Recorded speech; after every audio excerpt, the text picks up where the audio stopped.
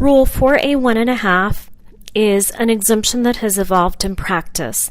It really doesn't have the benefit of any official rulemaking, although the SEC over time has recognized the existence of the 4A1.5 exemption, although it's not specifically provided for in the Securities Act.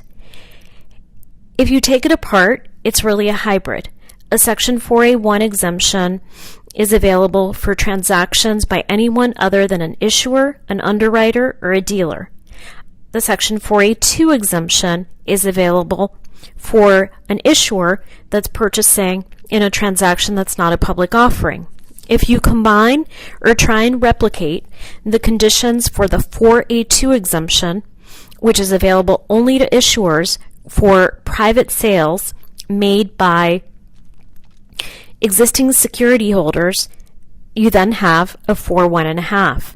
So oftentimes control persons, other large holders who may not be affiliates of a company, holders of restricted securities or securities that are acquired in unregistered private sales from the issuer or from an affiliate of the issuer, choose to rely on 4A1.5 to resell their securities instead of reselling their securities pursuant to a resale registration statement. A 4A1.5 can be used by institutional investors to transact in a block trade, as well as for smaller issuers. There's another exemption for resales which attempts to replicate or codify an exemption similar to 4A1.5. It doesn't replace 4A1.5 though, and that's Section 4A7.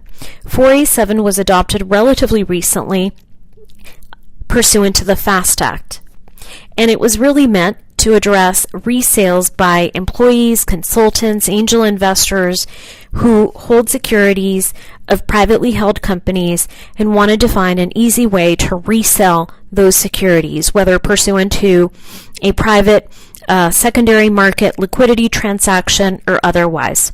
So the 4A7 exemption provides certainty for transactions that meet particular requirements. Each purchaser has to be an accredited investor. Neither the seller nor a person acting on the seller's behalf can engage in any form of general solicitation. An issuer that's not a reporting company has to make available certain information in order to satisfy the information requirement element of 4A7. And of course, the securities that are sold in a 4A7 resale transaction, just like the securities sold in a 4A1.5 transaction, are still considered restricted securities. So sales under 4A1.5 or sales pursuant to Section 4A7 are still not as good in many respects as resales made pursuant to Rule 144.